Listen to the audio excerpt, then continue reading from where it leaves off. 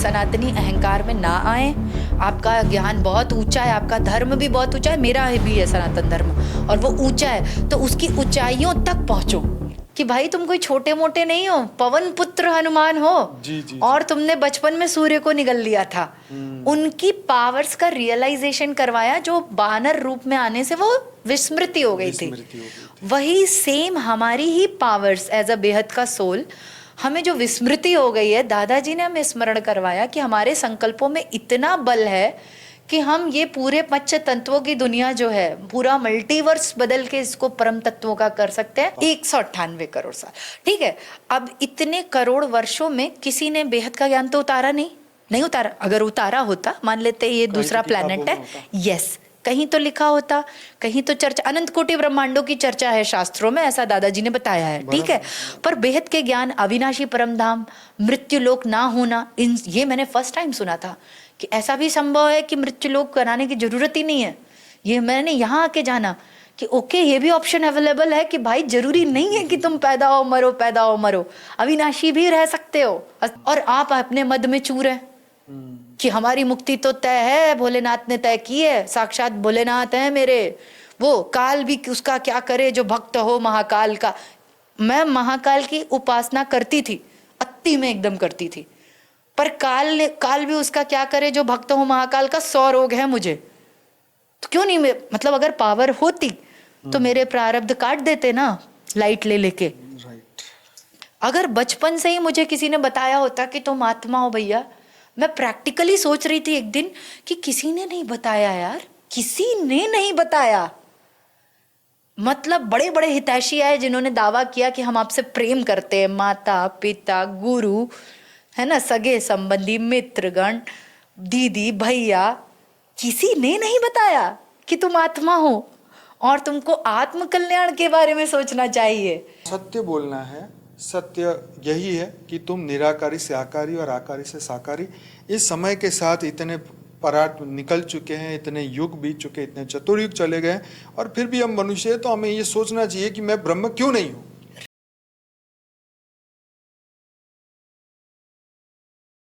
परम शांति भैया, सभी का स्वागत है, परम स्वागत है बापूजी की इस YouTube चैनल पर। मैं हूं अनंत और आज हमारे साथ है सुप्रिया जी।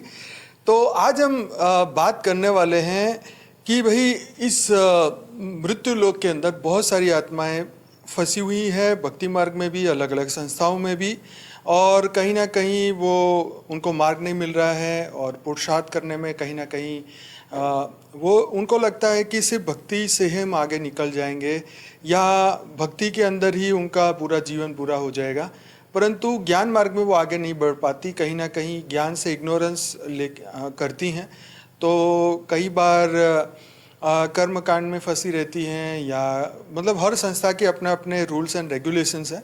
मैं इस पर बात नहीं करता, पर मैं बात कर रहा हूँ कि जो आत्माएं फंसी हुई हैं और आगे नहीं बढ़ पा रही हैं, तो क्या ऐसे रास्ते हैं जिससे वो आत्माएं जीवन मुक्त हो, आगे बढ़े।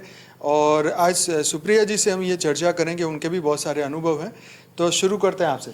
परम शांति भैया, परम शांति सभी को, परम शांति। नवरात्रि के इस शुभ दिनों में मेरा यहाँ आना हुआ जी। और इसके लिए तो मैं दादाजी और माँ को बहुत बहुत हृदय से धन्यवाद देती हूँ, क्योंकि वही का रावणहार हैं, वही करवाते हैं सब। और जैसी कठिन परिस्थितियां थी उसके बाद भी मेरा प्रोग्राम बना। अच्छा। और मैंने हिम्मत भी दिखाई। तो कहते हैं ना कहीं भैया, हमारे खुद के डर ही हमें आगे नहीं बढ़ने देते। अभी आपने यही बोला ना कि जो हम भक्ति मार्ग में वहाँ फंसे हैं या कहीं से भी है निकलनी, क्योंकि हम डरते हैं नई चीज़ें करने से, हम नया ज्ञान सुनने से डरते हैं, हम एक्सप्लोर करने से डरते हैं। क्यों? क्योंकि एक जो हमारा कंफर्ट जोन है, बॉक्स है, उसमें हम एकदम कंफर्टेबल फील करते हैं। भले ही थोड़े बहुत अत्याचार हो रहे हैं तो लगता है हाँ ये अत्याचार सह लेंगे, पर वो जो नया होने का डर है वो हमसे नहीं बर्दाश्त होगा। तो दादाजी कहते हैं ना, और सभी अध्यात्म में भी एक बहुत फेमस है कि अगर आप डरेंगे तो अध्यात्म पथ पर नहीं चल पाएंगे। आत्म स्वरूप में स्थित होने का जो सबसे मूल कारण ये है कि हम डरते हैं माया छोड़ने में, देह छोड़ने में। तो मैं भी डर रही थी एज ऑलवेज, क्योंकि अकेले नहीं कभी निकली हूँ बाहर बिना ऐसे बताए। तो लेकिन मैंने एक चीज़ ये देखी, दादाजी का एक वीडियो सुना था, उसमें कहा था दादाजी ने कि जो बेहद के बच्चे हैं उन्हीं के संकल्प तो पूरे होंगे, और किसके संकल्प पूरे होंगे। और हमको एक हनुमान जी की चालीसा उसमें है कि काचुप साध रहा बलवान। जब उनको उड़ना था, समुद्र क्रॉस करना था, तो चुपचाप बैठे थे।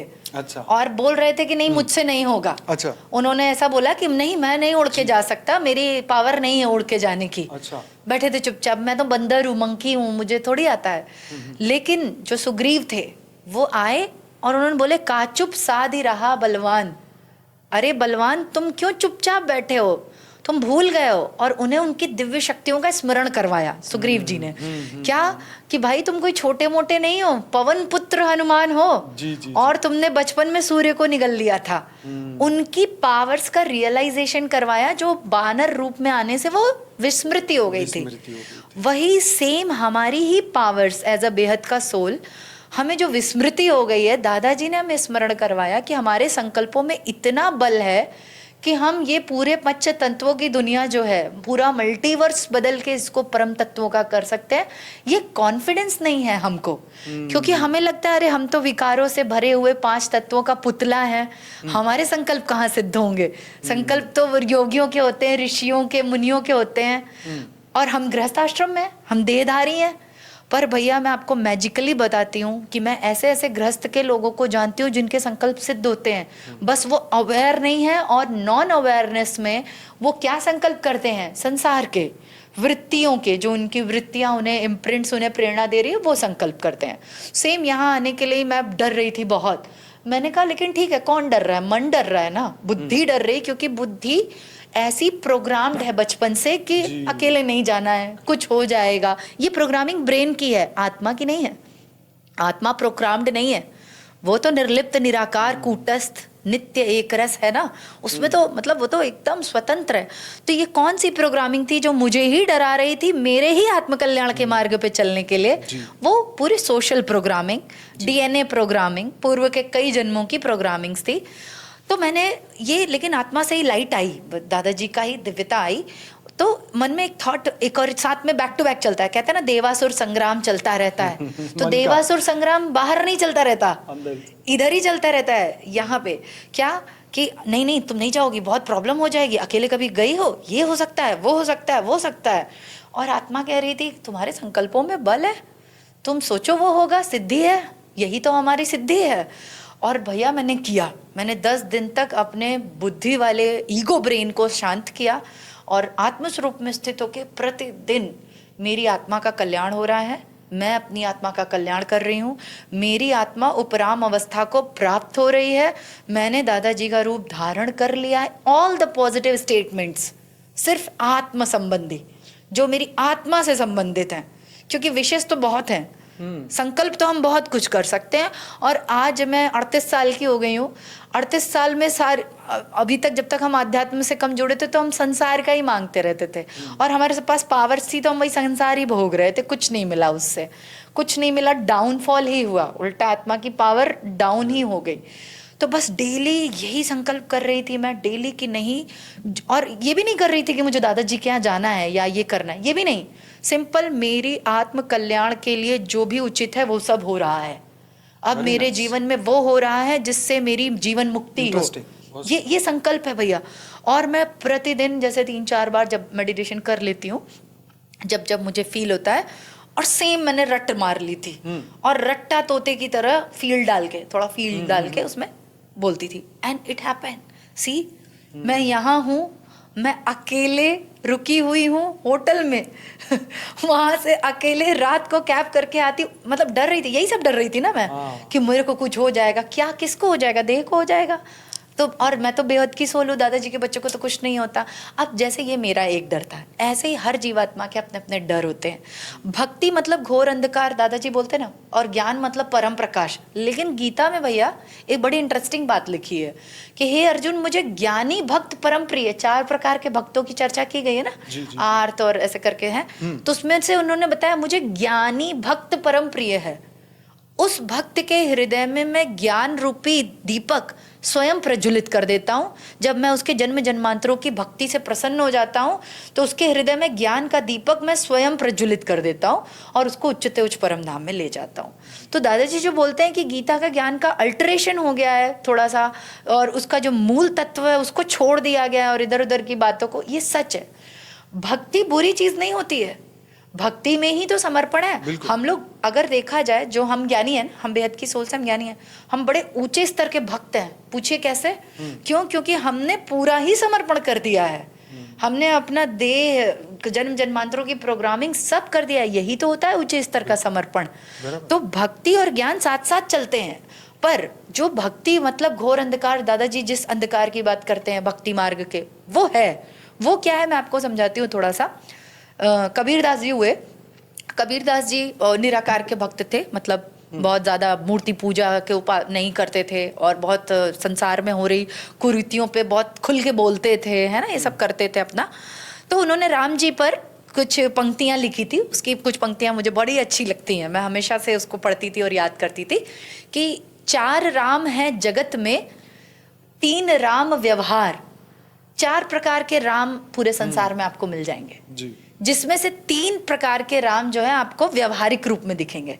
ठीक है, 4 राम है जगत में, 3 राम व्यवहार, चौथा राम जो सार है। अब जो चौथे वाला राम है वो इन सब का सार है।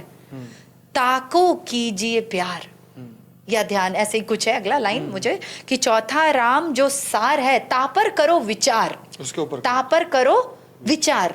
तो 4 टाइप के राम। अब आगे लाइन क्या थी? एक राम दशरथ घर डोले। पहला राम कौन है? दशरथ का पुत्र राम देह, बेबी प्यारा, रे मेरे लाला, मेरा लाला, ऐसे ना वो राम हो गया। एक राम दशरथ घर डोले और एक राम घट घट में बोले।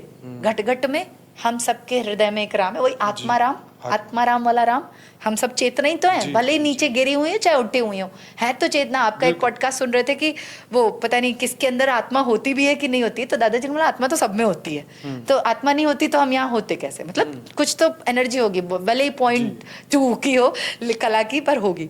तो एक राम दशरथ घर डोले, एक राम घट घट में बोले, और एक राम का सकल पसारा। ये लीला, जैसे इस ब्रह्मांड के स्वामी, अनंत कोटि ब्रह्मांड, एक राम का सकल पसारा। ये जो पसारा फैला हुआ आप देख रहे हैं वो सब उसकी रचना है। वो जो क्रिएटर है, वो मान लीजिए इस ब्रह्मांड का क्रिएटर, वो भी एक राम है। और एक राम घट घट में बोले, एक राम का सकल पसारा, और एक राम है सबसे न्यारा, इन सब से परे, वो दैट आत्म तत्व। जो राम जी जब यहाँ आए थे देह अवतार लेकर, राम और कृष्ण ऑलमाइटी अथॉरिटी के अंश हैं। तो हम सब एज अ सनातनी भारत की अगर हम बात करें भैया, आप 90% घरों में श्रीमद् रामचरितमानस है। राम, जय श्री राम, राम राम, राम सीताराम, हर एक्सप्रेशन के साथ हम राम बोल देते हैं जी। अगर हम हैप्पी हैं तो हम राम बोल रहे हैं, हम सैड हैं हे राम, हम हर emotion is connected with Ram. ठीक है, राम का इतना नाम है भारत में, सनातन में। और किसी को ज्ञान है नहीं है, बूढ़ी दादी कोई मर रहा है तो राम नाम सत्य है, कोई पूजा कर रहा है तो जय श्री राम, कोई इनिशियल कर रहे हैं काम शुरू हो गया जय श्री राम, चलो अच्छा हो रहा है। हर चीज में हम राम को ले रहे हैं, पर who is Ram, who is Krishna? Gita भी है घरों में, ठीक है, कृष्ण की भी, सबके घर में कृष्ण लला है, छोटे से लड्डू गोपाल। मैं बस में एक बार आ रही थी तो एक आंटी लड्डू गोपाल लेके बैठी थी, ऐसे करते हैं ना लोग, लेके ट्रैवल करते हैं। मन ही मन चिंतन कर रही थी कि इतना सब करने के बजाय सच में कभी सोचना चाहिए ये कौन है जिनको हम गोदी में ऐसे लेके बैठे हैं, कौन है ये लोग, ये राम, ये कौन है ये लोग? बस ऐसे ही करना है। तो जो हमारा गिरा, थोड़ा सा कला गिरी, उसका मूल कारण यही था भैया कि नाम तो रह गया पर उनका मूल तत्व दर्शन नहीं समझा हमने। जैसे कहते हैं ना, किसी भी चीज का हम चंदन लगाते हैं तो हम चंदन क्यों लगाते हैं? जिससे हमें स्मरण रहे कि हम आत्मा हैं, ठीक। लेकिन अब हम चंदन क्यों लगाते हैं कलयुग में? कि हम सनातनी हैं, हम किसी को भी काट देंगे, मार देंगे। तो धर्म की लड़ाई, हम सनातनी हैं, हम कट्टर ब्राह्मण हैं, हम ये पहनते हैं रुद्राक्ष की माला, हम कट्टरपंथी हैं। तो ये जो कट्टरपंथी, ये नहीं था चंदन लगाना और ये सब करना। चंदन हम इसलिए लगाते थे कि हमें स्मरण रहे कि हम एक सनातनी हैं, हम आत्मा हैं दूसरा यज्ञोपवीत धारण करते थे, मान लेते हैं हम इन्हीं सब में उलझे हैं, पर उसका भी तत्व दर्शन लीजिए, उसका भी हाई यज्ञोपवीत होता है ना, जनेऊ हम लोग के यहाँ भरुआ होता है, उसमें 3 धागे होते हैं। 3 धागे क्यों होते हैं? वो हमारी इदा, पिंगला और सुषुम्ना नाड़ी होती है अंदर। जैसे जब हम लोग साधना करते थे तो जब प्राणायाम करते हैं तो एक इदा होती है, एक पिंगला होती है और बीच में सुषुम्ना नाड़ी होती है। तो जब हम बाईं तरफ से सांस लेके छोड़ते हैं तो इदा नाड़ी, दाहिनी तरफ से तो पिंगला नाड़ी, और एकदम बीच में जब आप स्पाइन में जिसको है ना ऐसे सांस करते हैं वो सुषुम्ना नाड़ी होती है। ठीक, क्या करते थे योगी लोग कि इदा और पिंगला हमारी डिसबैलेंस है, एनर्जेटिक तरीके से समझें साधना की दृष्टि से, तो योगी लोग क्या करते हैं या हम लोग भी कि जब हम प्राणायाम करते हैं तो प्राणायाम सिर्फ शरीर को स्वस्थ, पेट को ठीक रखना है, पतला होना है, इसके लिए प्राणायाम नहीं होता था। प्राणायाम बहुत ऊंची बात होती थी, बहुत ऊंची बात। सतयुग में प्राणायाम करना मतलब साक्षात ब्रह्म हो जाना। पर कैसे? पर ज्ञान, उसके लिए ज्ञान होना चाहिए था। क्या? इदा और पिंगला हमारी डिसबैलेंस है एज अ ह्यूमन। जब हम पैदा होते हैं तो हमारा जो नाड़ी चल रही है, नाड़ी चलती है दोनों तरफ चलती है, सांसों की धाराएं चलती हैं और एनर्जी फ्लो होता है उसमें। हमारे जो प्राण है वो यहाँ सहस्त्रार चक्र से ऐसे चलते हैं, उसी के अंदर से ऐसे, वो डिसबैलेंस है, कई जन्मों से हम घूम रहे हैं। जब हम प्राणायाम करते हैं तो उन दोनों को बैलेंस करते हैं, और जैसे ही वो बैलेंस होता है वो प्राणों का प्रवाह सुषुम्ना में होने लगता है, एंड दैट इदा एंड पिंगला बिकम वन सुषुम्ना। और फिर वो एक होके एकदम एक रस बहता है। अब ब्रह्मसूत्र जब आप पढ़ेंगे उसमें आत्मा के लक्षण लिखे कि आत्मा नित्य है, कूटस्थ है और एक रस है। ठीक है, एक रस है। ये एक रस क्या है? क्या है ये एक रस? हम लोग शिव जी पे लोटे से जल चढ़ाते हैं, क्या चढ़ा रहे, क्यों चढ़ा रहे, लॉजिक है उसका।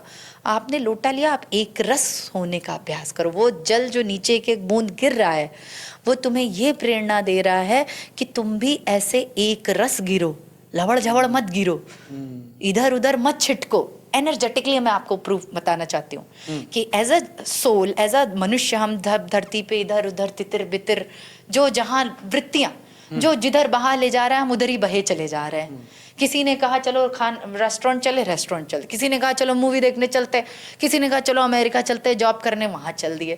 हम कहाँ, हम ऐसे छितर बितर घूम रहे हैं।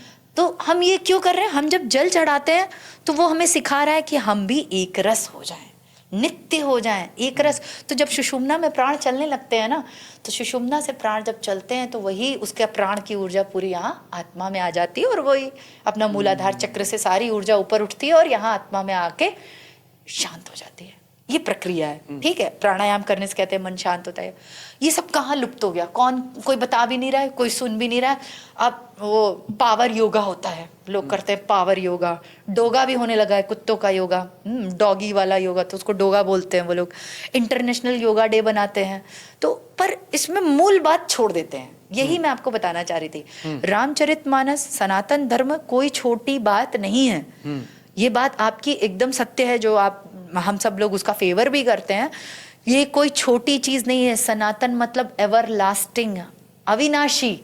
जिस परम धाम की बात दादाजी कर रहे हैं वहां वही जाएगा जो अविनाशी होगा, जिसके इंग्रेडिएंट्स अविनाशी होंगे। ये 5 तत्वों के इंग्रेडिएंट्स तो अविनाशी नहीं है ना।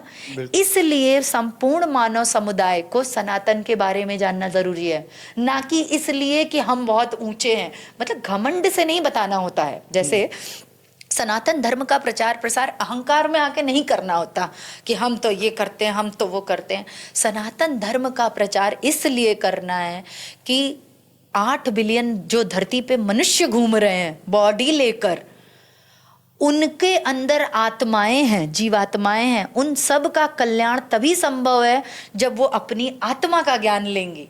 सनातन कोई अलग से वो नहीं है, स्कूल नहीं है कि English medium school, Hindi medium school, CBSE, ICSE कौन बेटर है। वो सबके लिए है, ओपन टू ऑल है।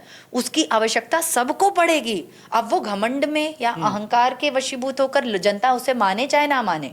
तो पॉइंट मेरा ये था कि रामचरितमानस में ब्रह्म ज्ञान इतनी चर्चा की गई। एक श्लोक है भैया बहुत अच्छा, मैंने अभी निकाल के रखा था बताने के लिए ही, रामचरितमानस का है। उसका अर्थ सुनिएगा। उसमें साफ साफ बता रहे हैं कि कैसे मैं ब्रह्म हूं। स्पष्ट बता रहे हैं कि कैसे एक जीवात्मा ब्रह्म है। राम कौन है, लक्ष्मण कौन है और सीता कौन है। मान लीजिए भक्ति मार्ग में हम लोग यही सब करते हैं ना। बिल्कुल। पर आज तक कोई ये जाना क्यों नहीं रामायण पढ़ी, रामचरितमानस के दोहे रोज रट रहे हैं, रट्टू तोता की तरह रट गए, फिर गए वही अपना संसार में लगे हुए हैं। ये ब्रह्म कहाँ गया, ये आत्मस्वरूप कहाँ गया? और दादाजी का परम ज्ञान तो तभी उतरेगा जब हम आत्मस्वरूप धारण करेंगे, उसके पहले तो आपको कुछ समझेगा नहीं। तो ये है भैया, आगे राम लखन चले पीछे।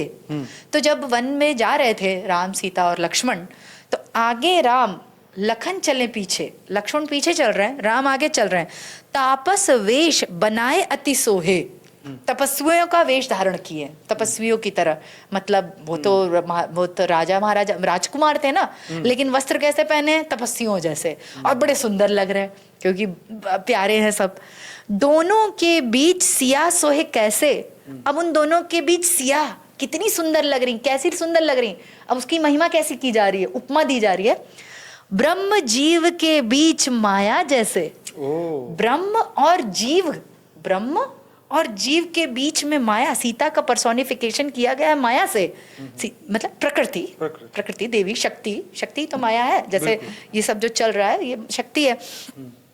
तो कैसे, यानी कि ब्रह्म, जीव और माया तीनों का परिचय दिया जा रहा है उसमें, कि वो ब्रह्म है राम, लक्ष्मण है जीव, और सीता कैसे सुशोभित हो रही है जैसे माया, दोनों के बीच में जैसे कोई माया चल रही हो। तो इस सब से लोग भाव विभोर तो हो जाते हैं। मैंने देखा बहुत रामायण सुनते हैं और पढ़ते बड़े भाव विभोर हो जाए, वाह वाह कितना सुंदर दृष्टांत है, वाह राम जी वाह। उनके दृश्य में थोड़ी खोना है, यहाँ पे ज्ञान थोड़ा समझना चाहिए लोगों को। क्या कि आपका रामचरितमानस ये नहीं कह रहा है कि आप उसमें खो जाइए, आपसे ये बता रहा है कि आप भी वही ब्रह्म हैं और आप ही वही जीव हैं और आप ही की माया वही सीता है। मैं ही राम हूँ, मैं ही लक्ष्मण हूँ, माया है ना, वही कर्म बंधनी माया, वही कर्म बंधनी माया है वही। अब जीवात्माएं जो अलग अलग संस्थाओं में जो फंसी हैं, जिसकी बात मैं कर रही थी भैया, कर्म कांड कर रहे हैं, तंत्र मंत्र कर रहे हैं। तंत्र का प्रयोग दादाजी का आपने वीडियो जो रिकॉर्ड करवाया था तंत्र मंत्र वाला, सच में वो सही बात है कि पहले के तंत्र और मंत्र ये महादेव जी असुरों के लिए देते थे जब असुरों की पावर कम होने लग गई थी। तो दैत्य गुरु शुक्राचार्य थे भैया, शुक्राचार्य जी आके अर्जी लगाते थे, सोर्स लगाते थे महादेव जी से कि अरे हमारे बंदे तो मर जाएंगे, और महादेव जी भोले भंडारी हैं। तो एक वीडियो दादाजी का सुना था मैंने, उसमें दादाजी ने बोला कि नहीं अब ऐसी सृष्टि अब हम नहीं बनाने देंगे, तुमने जब नियम जैसे उनके नियम क्या थे, जो ठीक है फ्री विल है, जो जो मांगेगा हम दे देंगे। पर दादाजी ने बोला नहीं, क्यों करनी है तुमको ऐसी क्रिएशन, असुरो टाइप की क्रिएशन तुमने क्यों की? ठीक है, डांट लगाते हैं ना, वो थोड़ा लगता है वियर्ड सुनने में, बट ये सच है कि आपको नहीं पता कि वो असुर है, आपकी पावर लेके जाएंगे तो मिसयूज करेंगे। क्यों दिया आपने उनको पावर? ठीक है, तो दादाजी इस चीज को बोलते हैं कि अब जब अविनाशी परम धाम बनाया जाएगा तो आपको उन्हीं लोगों को ऊपर ले जाया जाएगा जो सही सृष्टि का निर्माण करने की तकनीक उनको पता हो, जिन्हें सही तरीके की टेक्निक्स पता हो। फॉर एग्जाम्पल कि अविनाशी परम धाम में रचना कम करनी होती है, नहीं करनी होती है। क्यों करनी है भाई इतनी रचना? क्यों इतनी भीड़ बढ़ानी है जबरदस्ती? 8 बिलियन लोग घूम रहे हैं यहाँ, न जाने कितने भूत प्रेत घूम रहे हैं, किसने बना के छोड़ दिए भैया? मैं कभी कभी सोचती हूँ। और कहाँ है सब इनके पेरेंट्स, कहाँ इन लोगों के parents? Take care of them. See everybody is crying, रो रहे हैं हम लोग, बिलख रहे हैं, तड़प रहे हैं।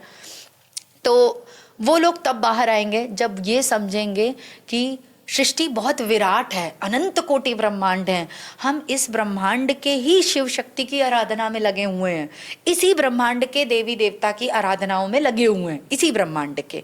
पर जब आप एकदम विराट देखेंगे, अनंत कोटि ब्रह्मांड है, अनंत कोटि सूर्य, अनंत कोटि शिव, महाशिव परम, एक मल्टीवर्स तक गिरा हुआ है। जब मल्टीवर्स तक पूरा अंधकारमय है तो हम कैसे उम्मीद करते हैं कि इस ब्रह्मांड के शिव शक्ति महाकाल महादेव के पास पावर बची होगी?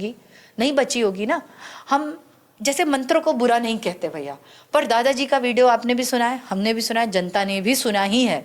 किसी एक वीडियो में किसी ने पूछा है दादाजी से कि महामृत्युंजय मंत्र के बारे में बताइए, गायत्री मंत्र के बारे में, तो उन्होंने बोला हुआ करती थी शक्तियां सतयुग में, और थोड़ी, वो भी कितनी थोड़ी, वो भी परम धाम वाली शक्ति नहीं होती थी अविनाशी। पर अब कलयुग में सब भूत प्रेत पिशाच राक्षस उन मंत्रों का प्रयोग करके अपने स्वार्थ के लिए तंत्र मंत्र में यूज करते हैं। तंत्र और मंत्र गीता में कहीं इसका परिचय ही नहीं है। सेम दादाजी ने भी बताई थी बात कि श्रीमद् भगवत गीता का कोई एक श्लोक बताइए जिसमें कृष्ण अर्जुन को बोल रहे हैं कि अर्जुन तुम फलाना मंत्र या फलाना तंत्र करो। नहीं बोल रहे हैं ना। आत्मस्वरूप की चर्चा हुई है, सिर्फ सिंपल एक लाइन में, छोटा सा है, स्वीट एंड कंसाइज और एकदम क्लियर, बहुत ढेर सारा बवाल नहीं। तब भी लोगों को पता नहीं क्या समझ में नहीं आता। मैं गायत्री मंत्र की बुराई नहीं करूंगी क्योंकि मैंने स्वयं भी किया है, बहुत किया है। मुझे नहीं पता उससे कितनी सद्बुद्धि आती है, कितना कल्याण होता है, उसका अर्थ लेकिन जरूर बताऊंगी। और जितने भी लोग गायत्री मंत्र करते हैं उससे थोड़ा समझने की कोशिश करिएगा कि कैसे वो सिर्फ देवी देवताओं की आराधना तक सीमित है भैया। हमारे सनातन का मंत्र है, पहला लाइन है उसका ओम, ओम भूर्भुवः स्वः तत्सवितुर्वरेण्यम भर्गो देवस्य धीमहि धियो यो नः प्रचोदयात्। बहुत जपा है मैंने, इतना जपा है कि क्या बताएं। 27 माला रोज करते थे गायत्री मंत्र की, उसका अर्थ भी समझते थे।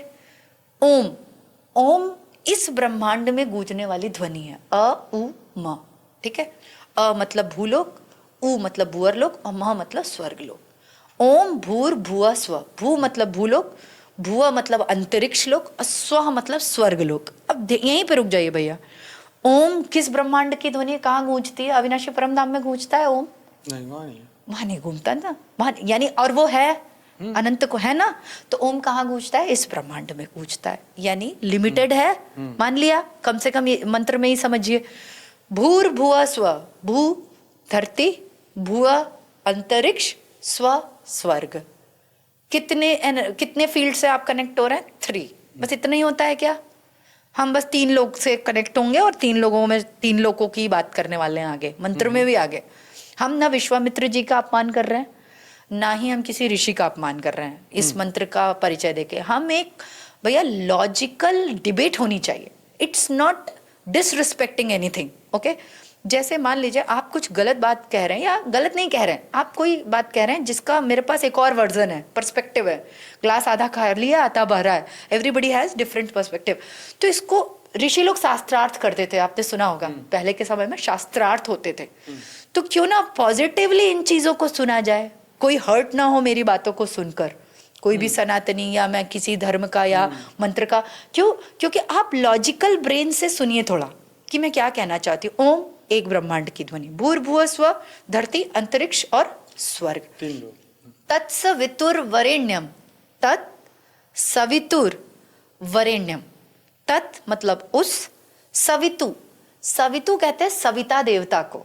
सविता देवता कौन है? अब सूर्य की जो किरणें निकलती हैं उस प्रकाश को सविता देवता बोलते हैं। अच्छा। सूर्य की किरण को सविता, लाइट एंड माइट, दादाजी बोलते हैं ना, लाइट एंड माइट। तो देन दैट माइट, सूर्य का जो माइट है, एंड दैट इज सविता देवता, ओके। उस सविता देवता का वरेण्यम, तत्सवितुर वरेण्यम, हम वरण करते हैं। हम मंत्र कर रहे हैं ना कि पहले हमने आराधना की, ओम हम इन तीनों लोकों के जो देवता हैं, अब वो सविता देवता कौन से लोकों के हैं? भू के, भुव के, स्व के, उनका हम वरण कर रहे हैं। वरण करना कोई छोटी चीज, वरण करना मतलब धारण करना। जैसे दादाजी कहते हैं ना, धारणा जरूरी है, धारण करो। माँ कहती है ना, दादाजी के रूप को धारण करो। तो मैं आत्मा हूँ, मैंने दादाजी के रूप को धारण किया, तो अब मैं विराट, पावर आएगी ना, उनके जैसी बन जाऊंगी। तो वो क्या बोल रहा है? आप सविता देवता का जो माइट है उसको आप धारण कर रहे हैं, हम धारण कर रहे हैं। जो भी गायत्री मंत्र कर रहा है वो ये कह रहा है कि मैं सविता देवता के माइट को धारण कर रहा हूँ, ठीक है। तो आप बताइए कौन सी एनर्जी को धारण कर रहे हैं when you are saying this, when you are chanting that mantra. मैं जब इस मंत्र को चैंट कर रही हूँ तो मैं कौन से लेवल तक की एनर्जी को रिसीव कर रही हूँ? सूर्य जो कि स्थूल है, पता नहीं कितने सूर्य हैं, न जाने कितनी धरती है, तो इस ब्रह्मांड के सूर्य देवता ठीक को है ही। अब लेकिन मान लेते हैं कि वो निराकार एनर्जी की भी बात कर रहे हैं, हो सकता है कि उस परम प्रकाश सूर्य भी की तो देव है, देव हैं, और उस परम प्रकाश की देव। और हर ब्रह्मांड में भी परमधाम होता है। दादाजी ने ऐसा बताया था किसी वीडियो में, जहां तक मुझे याद है, कि हर ब्रह्मांड का भी परमधाम होता है। तो लेट से कि वो इसी ब्रह्मांड के परमधाम की बात कर रहे हैं, तो भी तो हम यहीं के परमधाम तक हैं, फर्स्ट थिंग। सेकेंड थिंग ये कि यहाँ के परमधाम में भी कहाँ पावर बची है? जब पूरा मल्टीवर्स अंधकार में है तो यहाँ का ही परमधाम अगर मैं पहुंच गई तो वहीं कौन सी मुझे शांति मिलेगी? और ये मेरा प्रैक्टिकल अनुभव है कि मेरे जैसी साधना कोई करता नहीं होगा शांति कुंज या कहीं भी, मतलब गायत्री की, और डूब के करती थी। और मैं सोचती थी कि इतना करने के बाद फुल इमोशंस, भक्ति जो दे सकती थी सब दिया, output is like nothing, no peace at all. और कंफ्यूजन और होता जाता था। देन तब वही जब दादाजी का ज्ञान आप सुनेंगे तब समझेंगे गलती न मंत्र की है, ये समय परिस्थिति बिगड़ गया है। कलयुग में इतनी तमो प्रधानता है कि आपको क्लैरिटी आएगी ही नहीं। किसी भी इंस्टीट्यूट, संस्थान, भक्ति, कोई भी मार्ग आप अपनाइए, you will be confuse all the time, all the time. You will think ये सही है कि ये सही है, ऐसा करना चाहिए कि वैसा करना चाहिए, और पीस का लेवल तो शून्य ही रहता है, उसका तो छोड़िए ही मत। अब दादाजी क्या करते हैं, जब हम परम लाइट उतारते हैं, हमारा जब मन शांत होता है भैया लाइट से, तब क्लैरिटी आती है लाइफ में। तब आपको समझ में आता है ईश्वर कौन है, योग किससे लगाना। जब हम कंफ्यूज घूम रहे हैं तो हमें हेल्पिंग हैंड्स कौन भेजेगा, जब आप जिसकी आराधना कर रहे हैं उसी के पास पावर नहीं बची है। तत्सवितुर्वरेण्यम भर्गो देवस्य धीमहि। अब इसमें भी सुनिए, भर्ग मतलब होता है भून के जला के राख कर देना, मतलब आप हमारे समस्त पापों को भून के जला। देवस्य वर्ड सुनिएगा, देव, सविता देवता हैं, ब्रह्म नहीं है वो, और ना ही वो कोई ऑलमाइटी अथॉरिटी है, ठीक। हम उनकी फिर से अगेन रिस्पेक्ट के साथ बोल रहे हैं। जब तुलसीदास जी ने रामचरितमानस लिखनी शुरू की भैया, मेरे पिताजी ने बताया था, तो उन्होंने सबसे पहला पन्ना जो लिखा तो उसमें उन्होंने सबको प्रणाम किया, सबको, असुरों को, देवताओं को, फल सब, मतलब पूरे संसार के अस्तित्व के जितने मेंबर्स हैं सबको प्रणाम किया। तो किसी ने उनसे पूछा कि आप परमात्मा की चर्चा कर रहे हैं रामचरितमानस में, और आप इतने डाउन, तो मतलब थोड़ा प्राउड में रहिए, थोड़ा आपको होना चाहिए, राम जी के बारे में लिख रहे हैं, ऊंचे लोग हैं हम लोग, आप इतने झुके हुए वो भी असुरों को प्रणाम कर रहे हैं, ऐसा क्यों किया आपने। तो उन्होंने बोला, मैंने सबको प्रणाम इसलिए किया कि मैं इतना ऊंचा काम करने जा रहा हूँ, तो प्लीज डिस्टर्ब मत करना। अच्छा, असुर को भी प्रणाम कर लिया है कि भाई तुम्हारा भी ईगो सेटिस्फाई कर दिया है, डिस्टर्ब मत करना। अब मैं जो अविनाशी शक्तियों के बारे में लिखने जा रहे हैं, तो यही इसीलिए मैं इसलिए भी बोल रही हूँ कि कोई ना छोटा है ना कोई बड़ा है, इट्स जस्ट अ लॉजिकल, कहते हैं ना, एक हेल्दी भैया हेल्दी डिस्कशन चल रहा है। हेल्दी अगर आप लोग सोचे, सभी लोग सोचे कि हम देवी देवताओं की आराधना कर रहे हैं, देवस्य सूर्य कौन है, स्थूल। गीता में भी लिखा है कि हे अर्जुन, तुम सूरज को जल चढ़ाओ, चाहे बरगद में धागे बांधो, चाहे नीम के पेड़ में, चाहे किसी में, वो सब इनडायरेक्टली मुझे ही आता है। कान को ऐसे पकड़ो चाहे ऐसे पकड़ो, सब मेरे तक ही आएगा। तो तुम ऐसे ऐसे क्यों जा रहे हो, तुम स्ट्रेट, सर्वधर्म परित्यज मामेकम शरणम व्रज, सभी धर्मों का परित्याग करके मेरी शरण में आओ, मैं तुम्हारे विकर्म विनाश करूंगा और उच्चते उच्च परम धाम में ले जाऊंगा। अभी कौन से सारे धर्म त्यागने हैं, ये इस पे भी क्वेश्चन उठता है, कौन सा धर्म, यही धर्म जो हमने धारण कर रखे हैं वृत्तियों के अनुसार, कि जन्म जन्मांतरों से। भैया एक और बात मैंने जो पकड़ी, अपने अनुभव से बता रही हूँ, कि हम लोग कैसे भक्ति करने लगे। बचपन से पैदा हुए जब बेहद की सोल थे, तो मुझे नहीं पता वो ईयर्स कितने थे, 1,98,000 क्या बताते हैं दादाजी, कब से चल रहा है वो। पहले परार्थ का तो 1550 करोड़ साल हुए, दूसरे परार्थ के 198 करोड़ साल, 198 करोड़ साल, ठीक है। अब इतने करोड़ वर्षों में किसी ने बेहद का ज्ञान तो उतारा नहीं उतारा। अगर उतारा होता, मान लेते ये दूसरा प्लैनेट है, यस, कहीं तो लिखा होता, कहीं तो चर्चा, अनंत कोटि ब्रह्मांडों की चर्चा है शास्त्रों में, ऐसा दादाजी ने बताया है, ठीक है। पर बेहद के ज्ञान, अविनाशी परम धाम, मृत्यु लोक ना होना, ये मैंने फर्स्ट टाइम सुना था कि ऐसा भी संभव है कि मृत्यु लोक कराने की जरूरत ही नहीं है। ये मैंने यहाँ आके जाना कि ओके, ये भी ऑप्शन अवेलेबल है कि भाई जरूरी नहीं है कि तुम पैदा हो मरो, अविनाशी भी रह सकते हो, अस्तित्व रह सकता है और अच्छा रह सकता, बेटर, बहुत अच्छा रह सकता है। तो इतने वर्षों में जब बेहद का परमधाम धरती पे नहीं था, मान लीजिए कि मैं इस प्लेनेट की नहीं हूँ, मैं एक बेहद की आत्मा हूँ, तो मैं यहाँ कैसे फंसी होंगी, मैं अपने ही चिंतन कर रही थी। तो ठीक है, तो मुझे कभी कभी लगता है कि मैं वो थी, प्रकृति वाला एक ब्रह्मांड है ना, दादाजी बताते हैं, जहाँ सिर्फ प्रकृति रहती है और दादाजी की फोटो रख के पूजा करती है। मुझे लगता है मैं वहाँ की हूँ और दादाजी से को जानती होंगी और घूमने निकली होंगी और यहाँ फंस गई होंगी। ऐसे फंसते हैं ना, फंसे कैसे आए कि टहलने निकले होंगे और टहलते टहलते अरे वाह गार्डन होता है यहाँ, वाह चलो देखकर आते हैं। हाँ, ये ऐसे ही दादाजी ने बताया था कि नीचे गार्डन होता है, हम लोग घूमने आते हैं। तो ये सब जब मैं भैया सुनी एक बार, मुझे लगा कि हाँ, क्योंकि कहीं ना कहीं है वो अंदर, तो उसमें लग रहा था कि हाँ मैं घूमने आई होंगी और फिर घूमते घूमते यहीं बस गई होंगी। कि बहुत सुंदर गार्डन है, यहीं रह जाते हैं। फिर उसके बाद देह और देह के संबंधी, फिर जन्म जन्मांतरों के कर्म बंधन, रिश्ते। अब 1,98,000 साल जो भी है वो, उतने वर्षों में हमारा डेटाबेस पूरा डिलीट हो गया। और नहीं, वो तो बापूजी ने तो अपने 5,000 वर्ष का ही बोला ना। हाँ, की आत्मा तो 5,000 वर्ष से ही आई। हाँ, तो मान लीजिए 5,000 वर्ष पहले ही मैं आई होंगी घूमने, कृष्ण के टाइम आई होंगी। ये भी फील होता है कभी कभी, क्योंकि कृष्ण से अटैचमेंट होता था, भक्ति और ये सब। मान लीजिए तभी से आई, पर इतने 5,000 वर्षों में हमारा बेहद का डेटाबेस उड़ गया, या उड़ा नहीं है, बट ब्रेन से उड़ गया, क्योंकि वो प्रोग्रामिंग होते होते होते होते तो मनुष्य रूप में आके तो सबका भूल जाता है ना। विस्मृत नष्टो मोहा स्मृति लब्धा, जब मोह नष्ट होगा तब याद आ जाएगा, है ना। तो वो अंत में ये बात मुझे फील हो रही है कि मोह जैसे जैसे मेरा भैया नष्ट हो रहा है, मुझे याद आ रहा है सारा। लेकिन कब आ रहा है?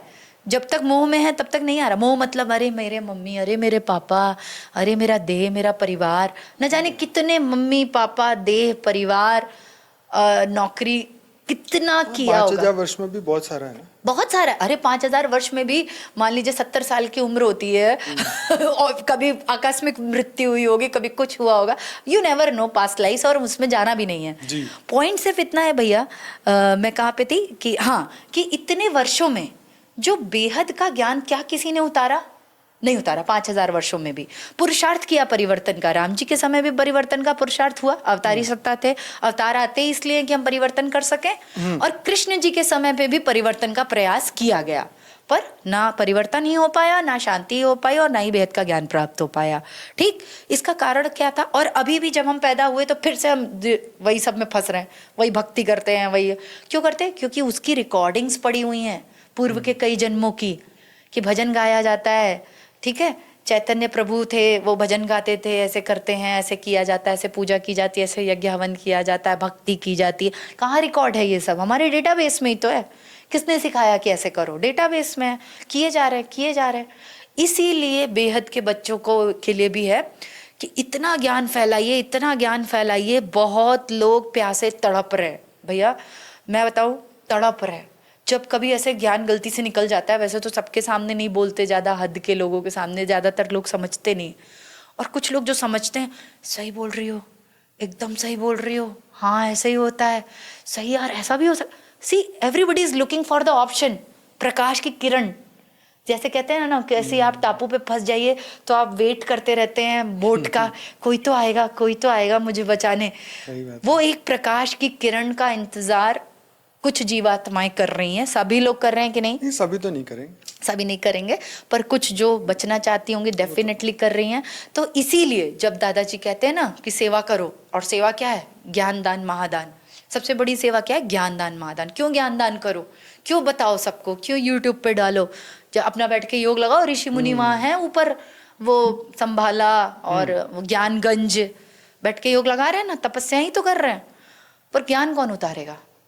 तपस्या से ही हो जाता भैया, तब तक तो हो गया होता। तपस्या तो कई वर्षों से लगा रहे, जन्म जन्मांतरों से लगा रहे, नहीं हो रहा है। अब इसका अर्थ ही यही है कि अच्छा, दादाजी ने एक और चीज बताई थी कि नए नए ऋषि लोग जो है वो आ रहे धरती पे अभी, और आएंगे, जिससे वो परिवर्तन के काम में मदद कर सके। तो हमें बेहद के ज्ञान को बहुत फैलाना चाहिए, बहुत। तब लोगों की जागृति होगी कि सब काम छोड़ के आत्मा को जानो। सारा पूजा पाठ, धर्म, प्रचार प्रसार सब छोड़ो। नगाड़ा बजाना, ये सेलिब्रेशन, वो सेलिब्रेशन, हमारा धर्म, जैसे हम लोग सनातन में दुनिया भर का करते ना, इस अब अंत का भी अंत समय चल रहा है, अब अंत का भी अंत समय चल रहा है। सब छोड़ो, अब असली चीज पर आ जाओ, तत्व पर आ जाओ। क्यों? क्योंकि अब नहीं है एंटरटेनमेंट का टाइम।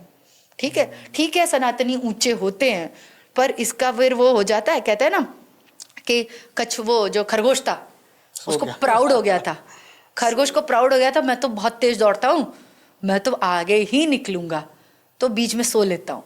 सनातनियों को भी प्राउड नहीं होना चाहिए, अहंकार नहीं आना चाहिए कि हमारा तो ऊंचा है ही, हम तो नहीं। ऊंचा है तो अब ये सब ढोंग बंद करो। सनातन ऊंचा तब है जब उसका ढोंग बंद हो, कर्मकांड बंद हो। ढोंग मतलब हर वो चीज जो देह को प्रमोट कर रही है, वो सब बंद करो। हर नवरात्रि में कूद कूद के डांस करना, ये कौन सा पूजा है? कौन सा पूजा है बताइए? वो जब हम लोग शिव जी को जल चढ़ाने जाते हैं, कावड़िया जाते हैं भैया, हम प्रयागराज में रहते हैं, और वो पुल है, एक तरफ का पुल बंद कर दिया जाता है, सिर्फ उनको जाने आने के लिए, क्योंकि उनका एक्सीडेंट हो जाता है। हम इसका विरोध बिल्कुल अगेन नहीं करेंगे, उन्हें भी प्रणाम है, ठीक। दिक्कत क्या होती है, आम जनता एक तरफ एकदम ट्रैफिक हो जाता है, ब्रिज है, गंगा का ब्रिज है, शास्त्री ब्रिज कहते हैं हम लोग उसको, एक साइड का ब्रिज पूरा बंद कर दिया जाता है कि सिर्फ कांवड़िया जाएंगे, कांवड़िया आएंगे, और एक साइड का ब्रिज बस खुला रहता है, घोर ट्रैफिक हो जाता है, घोर अतिक्रमण फैल जाता है, ठीक है, होता है, बहुत चीजें ऑब्जर्व की मैंने। वही कांवड़िया जो इतनी मेहनत करके वहां जल चढ़ाने जा रहे हैं, पैर दुखा रहे हैं, बीच में पता नहीं क्या क्या और भी करते हैं, डीजे पे तेज तेज गाना भी बजाते हैं, अगर वो लोग अब देखिए, अभी तक कर रहे थे, अच्छा लग रहा था, अब टाइम बचा है क्या ये सब करने का? अब लास्ट के पेपर चल रहे हैं ना, और आप अपने मद में चूर हैं कि हमारी मुक्ति तो तय है, भोलेनाथ ने तय की है, साक्षात भोलेनाथ है मेरे, वो काल भी उसका क्या करे जो भक्त हो महाकाल का। मैं महाकाल की उपासना करती थी, अति में एकदम करती थी, पर काल भी उसका क्या करे जो भक्त हो महाकाल का। 100 रोग है मुझे, तो क्यों नहीं, मतलब अगर पावर होती तो मेरे प्रारब्ध काट देते ना, लाइट ले लेके। तो पॉइंट सिर्फ इतना है भैया कि सनातनी अहंकार में ना आए। आपका ज्ञान बहुत ऊंचा है, आपका धर्म भी बहुत ऊंचा है, मेरा भी है सनातन धर्म, और वो ऊंचा है, तो उसकी ऊंचाइयों तक पहुंचो, अपने धर्म की ऊंची बातों को समझो। अपने घर, हमारा घर है, हमारे घर में कौन से ऊंची चीजें हुई हैं, संस्कार लेते हैं अपने घर से हम लोग ना, संस्कार माता पिता ही देते हैं ना, तो माता पिता झगड़ा करते हैं, ये करते वो, अरे कुछ अच्छा भी करते होंगे ऊंची चीज, वो पकड़ो, वो पकड़ो। तो शिव जी की ऊंची चीजें पकड़ो। शिव कौन थे? कोई देह थे? कोई भांग खा के सोए रहते थे? शिव बहुत ऊंची चीज थे, शिव ब्रह्म थे। शिव कौन थे? ब्रह्म थे। तो कहाँ गए वो तुम लोग शिव के भक्त? तो कहाँ है तुम्हारा ब्रह्मत्व? ये सोचो, ये बुराई का बात नहीं होता कि हम अपने धर्म, सोचने के लिए बहुत सारी चीजें, बहुत पॉइंट है भैया। अरे मैं तो दिन भर माया में, हम लोग तो रहते ही हैं भाई, खड़े ही हैं माया में। जब राम और कृष्ण ने अवतार लिया तो वो भी यही सिखाने आए थे कि देखो हम खड़े ही माया में हैं, पर हम ब्रह्म का ज्ञान लेने की बात करते हैं। राम जी भी वही बता रहे थे, तुम्हें सब कर्म, निरंतर कर्म योगी बनो, पर ऐसे कर्म मत करो जिससे क्या प्रेरणा मिलेगी समाज को कि अच्छा शिव, अच्छा इससे तो मुक्ति तय है मेरी, तय, कावड़िया एक राउंड मैंने कर लिया, अरे मेरा तो सेट है, टिकट हो गया मेरा। नहीं हुआ है तुम्हारा टिकट, नहीं हुआ है, तुम धोखे में हो, आखिरी टाइम पे तुम्हें हटा दिया जाएगा। तो सभी ऐसे ही कि अरे हमारा तो बहुत पूजा पाठ चल रहा है, हमारा तो हो ही जाएगा, हमारा तो तय नहीं है, गलत है ये। अब भ्रम में जी रहे हैं। अब आखिरी के कुछ समय बाकी है भैया, यही मैं बोल रही हूँ, लास्ट का टाइम बाकी है, असली तत्व दर्शन को पकड़े, तत्व ज्ञान को ले, और जो है आत्मा, मुझे जो समझा। क्योंकि जब मैं समाज में उतरती हूँ भैया, 10 तरीके के आध्यात्मिक चीज़ें सुनती रहती हूँ, 10 तरीके के गुरुओं से भी जुड़ी, ये भी है, मैंने अपने पर्सनल उसमें भी कई गुरुओं से जुड़े। एक मैं हार्टफुलनेस मेडिटेशन भी करती थी कुछ टाइम, तो मेरे चाचा जी थे, अभी तो वो नहीं है धरती पर, तो वो हार्टफुलनेस, दाजी आपने सुना होगा, तो वो लोग हार्ट पे मेडिटेशन कराते हैं, वो भी मैंने किया है ना। 100 तरीके की चीज़ें की, फिर इधर भी किया, कुंडलिनी वाला भी किया, तंत्र भी किया, ये सब किया। फाइनली ये समझ में आया कि सब जगह जो एक चीज़ मिसिंग थी भैया, एक चीज़ जिसकी चर्चा ही नहीं करते हैं। सोचिए कितनी दुख की बात है। और ये सब बड़े बड़े लोग हैं, बड़े बड़े संस्थान है, हार्टफुलनेस बहुत बड़ी संस्था है, न जाने कितने कॉर्पोरेट वर्ल्ड के अच्छे अच्छे लोग जुड़े हैं उसमें, और मेडिटेशन भी करते हैं और पीस भी फील करते होंगे हार्ट पे, I don't know. They do not talk about आत्मा, नो बडी टॉक्स अबाउट आत्मा, नो बडी भैया, नो वन। ऊंचे ऊंचे लोगों से मिली, ऊंचे ऊंचे लोगों के संस्थानों में गई, बहुत क्रियाएं की, nobody is taking your attention towards आत्मा। हमें अटेंशन ग्रैब करना है, क्यों? क्योंकि हम लोग भटके हुए बच्चे हैं।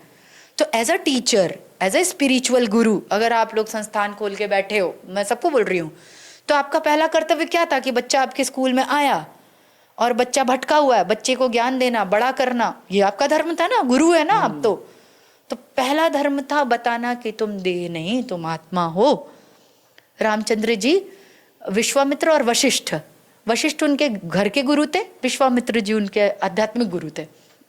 जब इतने बड़े कुल में पैदा हुए, राजकुमार थे, वो गुरुकुल क्यों गए भैया बताइए जरा, क्या जरूरत थी उनको गुरुकुल जाके? मृत्युलोक का नियम है। हाँ, गुरुकुल गए, नहीं गुरुकुल गए और वहां पे आत्मा का ज्ञान लिया, नहीं उन्होंने अच्छा कुछ चीजें अच्छी भी बताई, ऐसा नहीं। वो गुरुकुल गए तो क्या पढ़ने गए थे वहां पर? आत्मा का ज्ञान पढ़ने गए थे। बराबर। मैं दे जब शरीर में आए थे, आज हमारा बच्चा पैदा होता है भैया, हम प्रैक्टिकल बात आपको बता रहे हैं, मुझे बहुत कष्ट भी होता है। मुझे लगता है एज अ बेबी मैं उसको क्या दे रही हूँ, मेरा बेटा है, एज अ बेबी मैं उसे क्या दे रही हूँ। मैं उसे बता रही हूँ कि तुम दे हो 24 घंटे, सीबीएसई बोर्ड स्कूल में पढ़ा रही हूँ, फिर हाई फाई कोई नौकरी करेगा और 50 लाख का पैकेज बन जाएगा। वो मेरा बेटा क्या होगा, एक 50 लाख का पैकेज, उसका कोई अस्तित्व नहीं, उसका माई सन इज इक्वल टू 50 लाख, ये है टैगिंग होती है ना। तो यही है, समाज ऐसे ही चल रहा है। पर समटाइम्स आई फील कि व्हाट इज माई सन, ये मेरा सन क्या होता है, कौन मेरा पुत्र, वो एक जीवात्मा है, उसका अकल्याण मुझसे ज्यादा कोई कर ही नहीं रहा। अगर मैं उसको बस पुत्र समझ रही हूँ और उसको लल्लो चप्पो कर रही हूँ और उसको कभी आत्मज्ञान दे ही नहीं रही हूँ, ठीक है। और मदालसा थी भैया, मदालसा ने अपने पुत्रों को आत्मज्ञान दिया था, आपको पता है, लड़के झगड़ा करके दिया था उन्होंने, कोई उनको अलाउ नहीं करता था। अच्छा। समाज से लड़के, सबसे लड़के उन्होंने अपने पुत्रों को आत्मज्ञान दिया था, बताया था कि नहीं तुम पुत्र ये सब नहीं, देह में नहीं, आत्मा हो, आत्मा को जानो। बताइए ये प्रेम है या वो प्रेम है कि मैं उसको लल्लो चप्पो करके घर पे ही रखी रहूं और ये ले ये कर ले, अरे मेरा लाल, अरे मेरा हीरा। तो असली प्रेम क्या हुआ? मान लीजिए प्रेम ही है, प्रदर्शन करना है, मुझे प्रेम का ही प्रदर्शन करना है सबसे, तो असली प्रेम क्या हुआ? अपने कर्म बंधनों से भी हमें प्रेम करना होता है ना। असली प्रेम क्या है? तो माँ और दादाजी तो बहुत ऊंची सेवा बता देते हैं। असली प्रेम है कि उनको आत्मा में देखने लगो, और ऊंचा है, और आसान कर दिया उन्होंने कि अब ज्यादा आत्मज्ञान मान लो उसको नहीं समझ आ रहा है, ठीक है, नहीं उसको नहीं समझ में आ रहा है, नई चीजें आ रही, तुम ही देखो ना, तुम्हारे संकल्पों में तो सिद्धि है ना, तुम देखो ना कि वो घूम रहा है फरिश्ता बॉडी, हो जाएगा वो। एक दादाजी तो बहुत ऊंचे लेवल का है, पर नीचे लेवल पे भी हम बता सकते हैं। अगर बचपन से ही मुझे किसी ने बताया होता कि तुम आत्मा हो भैया, मैं प्रैक्टिकली सोच रही थी एक दिन कि किसी ने नहीं बताया यार, किसी ने नहीं बताया। मतलब बड़े बड़े हितैषी आए जिन्होंने दावा किया कि हम आपसे प्रेम करते हैं, माता पिता गुरु है ना, सगे संबंधी मित्रगण, दीदी भैया, किसी ने नहीं बताया कि तुम आत्मा हो और तुमको आत्म कल्याण के बारे में सोचना चाहिए। आज 38 साल हो गए, अब जाके चमका कि मैं आत्मा। अब सोचिए, जो मैं शुरू कहाँ से किया था मैंने, कि मैं डेली संकल्प करती हूँ कि अब मेरी आत्मा का कल्याण हो रहा है, मेरी आत्मा उपराम। ये मैंने बचपन से किया होता तो क्या आउटपुट होता, इमेजिन करिए कि जब मैं थोड़ी भी नॉलेजेबल हो गई थी तब मैंने ये संकल्प करना शुरू कर दिया होता, एकदम किड्स से नहीं, लेट से 5-6 साल में बच्चे सब, मतलब 5वीं में, 4वीं 5वीं तक समझे। आजकल के बच्चे तो समझ जाते हैं 9-10 साल में, अरे बहुत तेज है, पूरा कंप्यूटर हम लोगों से भी तेज है, सुपर फास्ट, इतना तेज पकड़ते हैं। अभी दादाजी तो बताते हैं अपकमिंग बच्चे तो स्टार सीड टाइप के है ना वो लोग तो थोड़े। अब इमेजिन करिए कि उनको अभी से कोई बता दे कि देखो कहीं से तुम्हारा प्रॉफिट नहीं है, कुछ मत किया करो, दिन भर जो मन वो करो, कर मतलब करो अपना जो भी तुम्हारा प्रारब्ध होगा, पर दिन में 1 घंटा 2 घंटा आत्मस्वरूप धारण करो, संकल्प करो कि मैं जो भी कर रहा हूँ अपने आत्मा के कल्याण के लिए कर रहा हूँ, हो रहा है। और देखो कैसे नहीं 3D वो प्रकृति अरेंज करती है भैया। हमारे जब संकल्प होते हैं ना, तो हमारे संकल्पों की तरंगे प्रकृति में जो, मान लो मैं अभी ये संकल्प नहीं करती तो आपको पता है मैं ये 3 दिन में क्या कर रही होती, वही माया के काम जो कर रही थी, वही प्रकृति, क्योंकि कलयुग है, तमो प्रधान है, तो तमो प्रधान प्रकृति ने निर्धारित किया था कि तुम यहीं घुसी रहो जॉब में, फिर यहीं घुसी रहो बॉडी में कि ये पिरा रहा है, वो दर्द हो रहा है, ऐसा हो रहा है, फिर यहीं घुसी रहो दे और दे के संबंधियों की पंचायत में। ये प्रकृति का अरेंजमेंट था। मैं यहाँ आपको एक बात बताना चाहता हूँ कि जैसे जैसे धरती पर जैसे युग बदलते हैं, तो जैसे गीता में भी कृष्ण ने, क्योंकि ये बात बीच में मुझे बोलनी थी पर अब मौका मैंने कहा पहले आप बोल लो। तो क्या है कि कृष्ण भगवान ने ये बोला कि ये ज्ञान मैंने पहले मनु को दिया, फिर ईश्वाकु को दिया, हाँ। तो सब मैंने पृथ्वी ब्रह्मांड की शुरुआत में पहले सूर्य को दिया, फिर मनु को दिया, फिर ईश्वाकु को दिया, और आज मैं तुझे दे रहा हूँ। लेकिन वो लोगों ने इसकी पब्लिसिटी उसकी हुई नहीं जो सूर्य को दिया या मनु को दिया या ईश्वाकु। मान लो उस वक्त भी कुछ किसी ने, कोई महाज्ञानियों को पता होगा आपस में शेयर किया, लेकिन गीता तो कलयुग के शुरुआत में आई ना, 5000 वर्ष पहले ही आई। अब उससे पहले कोई कलयुग से पहले मान लो सतयुग में किसी को जरूरत पड़ी तो किसी साधु संत ने कि भाई चलो सूर्य की उपासना करो, क्योंकि सूर्य के पास ये ज्ञान है, तो ये मंत्र लो और इससे काम करो। तो ये क्या हुआ कि अलग अलग समय पे ये मंत्र अलग अलग ऋषियों मुनियों द्वारा दिए गए ताकि तुम आत्मा का कल्याण, क्योंकि उस वक्त भी आत्माओं को ये ज्ञान नहीं था। देखो सबसे बड़ा ज्ञान ये है कि निराकारी से आकारी और आकारी से साकारी क्यों बने, इसका जवाब कहीं पर भी नहीं है। ठीक है। और वो जो आत्मा की जनरेशन, हमको यही बता दिया गया कि आत्मा अजर अमर अविनाशी है, लेकिन अनंत ब्रह्मांडों के अंदर आत्मा कैसे बनती है, कहाँ आती है, सोल जन्नी कैसे होती है, प्रलय काल, अर्ध प्रलय काल, महाकाल प्रलय, और इन सब में आत्मा की क्या गति है उसके बारे में भी ज्यादा नहीं पता, कुछ नहीं बता। वो ब्रह्म दादाजी बताते हैं तो ये युगों में क्या होता है कि समय बदलता है, तो फिर ऋषि मुनि ऊपर से ब्रह्म ऋषि आते हैं कि भाई इन लोगों का कल्याण कैसे होता, चलो ये मंत्र को तुम ट्राई करो। तो ये उनको दे दिया गया कि भाई तुम इसी को पकड़ो। अब क्या हुआ कि आज मान लो हम गायत्री मंत्र हो या कोई भी मंत्र, महामृत्युंजय मंत्र, बहुत से मंत्र है, तो क्या इससे मृत्यु नहीं होगी? ऐसा तो नहीं है, ये तो मृत्यु लोगे तो होनी होनी। भैया एक और पॉइंट याद आया इसी बात पे, इससे मृत्यु नहीं होगी। एक संस्था से मैं जुड़ी तो वहाँ का स्लोगन था, वो होती है ना बुकलेट होती है, जब भी कोई नई गवर्नमेंट आती है तो अपना वो क्या बोलते हैं उसको, वो प्रपोजल होता है ना, नहीं वो निकालती है ना एजेंडा कि हम यही करेंगे। तो उस तरीके से वहाँ पे लक्ष्य थे, उस संस्था ने लक्ष्य निर्धारित किए थे। तो उसमें से एक लक्ष्य था धरती पे स्वर्ग का अवतरण, बराबर, इसके लिए हम लोग काम कर रहे हैं। ठीक, उस समय तो मैं बड़ी एक्साइटेड रहती थी कि अच्छा धरती पे स्वर्ग हो जाएगा, वाह। तो बीके वाले भी कहते हैं। तो नहीं ये उनका लक्ष्य है, वो टारगेट है, वर्किंग ऑन इट, उसी के लिए वो हवन यज्ञ साधना कर रहे हैं। तो जब मैंने सोचा, तो फिर अब आप ऐसे समझिए, इस 5 तत्वों की दुनिया में मृत्यु लोक में स्वर्ग कैसे बनेगा? पहली चीज असंभव बात है ये, ठीक है, ऐसा तो संभव ही नहीं। दूसरा, स्वर्ग भी कौन सी बहुत अच्छी जगह है, वो भी कौन से, वहां भी तो भोगी ही रहते हैं, वो बना के क्या करोगे, है ना, टेम्परेरी। लेकिन ये तब नहीं पता था, तब हम भी इसी के लिए काम कर रहे थे। उस समय मैं भी उसी संकल्पों के लिए काम कर रही थी। वो लक्ष्य हमारे लिए हाईएस्ट था, वही हाईएस्ट था ना, जैसे वही हमें बताया गया था। वो तो दादाजी आए तो बोले तुम धरती पे स्वर्ग बना के करोगे क्या, पहली चीज। दूसरा चीज, धरती पे कभी स्वर्ग बन ही नहीं सकता, तुम कितने भी अमीर हो जाओ, निरोगी काया दे दे हम तुमको, कितना भी पैसा हो जाए, तुम्हारे कर्मबंधन ठीक कर दे, एक भय सदा बना रहेगा, दैट इज मृत्यु। तो यहाँ पे, और जहां भय है वहां स्वर्ग कैसे? जहां भय है, स्वर्ग में भय तो है ना, जब इंद्र भगवान को नहीं है, हाँ उसको भी है, मेरी गद्दी छिन जाएगी, तो मेरी गद्दी। और भैया स्वर्ग देवी देवता ज्यादा कामी, क्रोधी, लोभी और झगड़ा करने वाले अहंकारी हुआ करते थे। इसीलिए तो देखो देवी देवताओं को ब्रह्म ज्ञान थोड़ी आत्मज्ञान नहीं है, वो भी हमारी तरह है, बस एक वो तीसरे लोक में रहने वाले हैं। और जैसी पावर लॉस हुई नीचे। हाँ अच्छा, ये जो पावर लॉस वाला ज्ञान है, देखो देवी देवता हो या मनुष्य हो, सभी में काम, क्रोध, लोभ, मोह, अहंकार, वैर, द्वेष, वासना तो थी। अरे इवन हमने देवियों में भी देखा, सब में है, सब में है। जो 3 देवियां थी उनके बीच में भी लड़ाई हुई, झगड़ा होता था। हाँ, दुर्गा कहती थी के बीच में नहीं हुआ, विष्णु के बीच में। भैया एक इवेंट याद आया है अभी, काली मात पे, काली जी का।